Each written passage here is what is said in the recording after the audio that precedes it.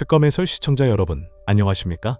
지금 이 시간 윤석열 전 대통령의 구속 여부를 결정할 영장심사가 모두 종료되고 그가 법무부 호송차를 타고 서울구치소로 이송되었습니다. 뜨거운 관심 속에 진행된 이번 심사의 전반적인 내용과 함께 현재 서울구치소의 상황, 그리고 앞으로 어떤 절차를 거치게 될지에 대해 자세히 전해드리겠습니다.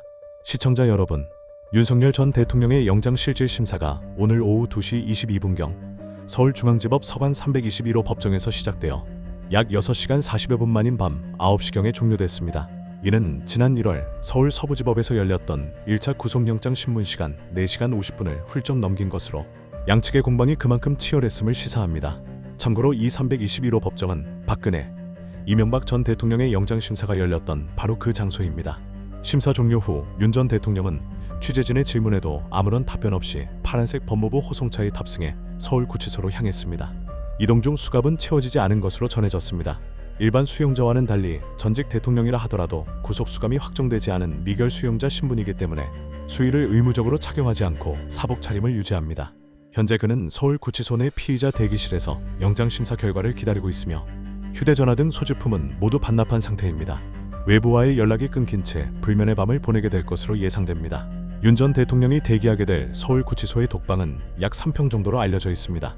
과거 이명박, 박근혜 전 대통령도 유사한 시설에서 수감 생활을 한 바 있습니다. 그런데 이 서울구치소의 시설 여건은 우리가 생각하는 것보다 상당히 열악하다는 평가가 지배적입니다. 직접 구치소를 견학해본 경험이 있는 신유진 변호사는 서울구치소가 매우 낡았다고 설명했습니다. 독방 안에는 화장실도 함께 있는 구조이지만 무엇보다 에어컨이 나오지 않습니다. 대신 선풍기가 있지만 이마저도 무한정 사용할 수 있는 것이 아니라 시간적인 제한이 있는 것으로 알려져 있습니다. 오늘 심사가 진행된 날씨가 매우 무더웠던 만큼 이러한 열악한 환경 속에서 윤 전 대통령이 구속될 경우 그의 수감 생활이 결코 녹록지 않을 것이라는 관측이 나옵니다. 개인적으로는 오늘 같은 더위에도 누군가 구치소로 들어간다는 사실이 너무 상쾌하게 느껴진다는 의견까지 나올 정도로 국민들의 복잡한 심경이 엿보이는 대목입니다. 그렇다면 과연 윤 전 대통령의 구속 여부는 어떻게 결정될까요? 법조계에서는 서울중앙지법 남세진 영장전담 부장판사가 오늘 밤 늦게 또는 내일 새벽쯤 구속 여부를 결정할 것으로 예상하고 있습니다. 일부 변호사들은 이번 구속을 100% 구속으로 예상할 만큼 그 가능성을 높게 보고 있습니다. 이러한 예측의 배경에는 특검 측의 강력한 주장과 윤 전 대통령의 혐의가 있습니다.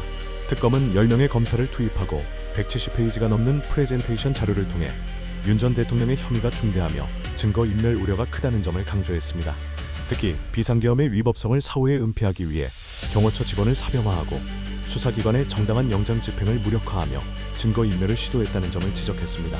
여기서 제가 저널리스트로서 한 가지 개인적인 견해를 덧붙이자면 혐의를 전면적으로 부정하는 행위 자체가 법적으로 도주 우려로 평가될 수 있다는 점입니다. 이는 단순히 실제 물리적으로 도망가는 것을 넘어 자신의 범죄를 은폐하려는 시도나 다른 증인에게 영향을 미칠 가능성까지 포함합니다.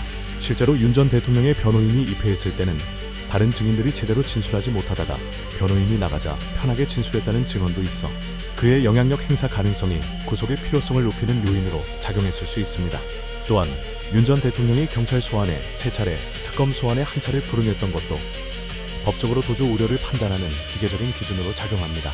그가 받고 있는 국무위원 심의방해, 허위 공문서 작성 및 행사, 외신기자 상대 허위 공보, 비화폰 정보 삭제 지시, 그리고 특히 체포영장 집행방해 등 5가지 범죄 혐의의 중대성 또한 구속의 필요성을 더욱 높이는 요인으로 작용합니다.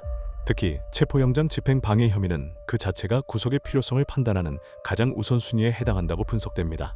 더 나아가 특검은 윤 전 대통령이 헌법에 따른 절차를 위반하여 혐의가 중대하다고 주장했으며 불구속 상태로 다른 피의자의 진술에 영향을 미칠 수 있다는 점을 부각했습니다. 반면 윤 전 대통령 측 변호인단은 대부분의 관련자가 이미 구속되어 재판을 받고 있고 물적 증거도 모두 확보되어 증거인멸 우려가 없다고 반박했습니다. 또한 특검의 수사 자체가 법리에 어긋난다고 주장했습니다. 윤 전 대통령 자신은 헌법재판소에서 밝힌 입장과 유사하게 모든 혐의를 부인하는 취지로 신문 마지막에 약 20분간 직접 최후 진술을 했습니다. 이번 구속영장 심사는 윤 전 대통령에게 두 번째이며 지난 1월 15일 12.3 비상계엄 사태와 관련해 공수처에 체포되어 구속되었다가 52일 만에 석방된 바 있습니다. 과연 이번에는 어떤 결정이 나올지 모든 이의 눈과 귀가 법원의 판단에 쏠려 있습니다. 구속영장이 발부되면 윤 전 대통령은 즉시 구치소에 수용되며 이는 지난 3월 석방된 지 약 4개월 만에 재구속이 됩니다.